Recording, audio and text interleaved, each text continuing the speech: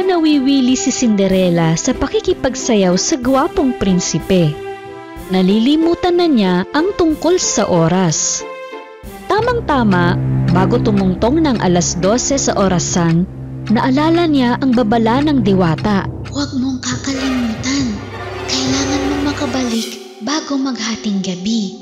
Dahil kung hindi... Agad na iniwan ni Cinderella ang prinsipe at tumakbo palabas ng palasyo. Saan ka pupunta? Hindi ko man lang alam pangalan mo. Patakbong bumaba si Cinderella sa hagdanan ng palasyo nang biglang nahubad ang isang kristal na sapatos. Ngunit wala nang oras para balikan pa niya ito. Mabilis siyang sumakay sa karwahe at lumisan.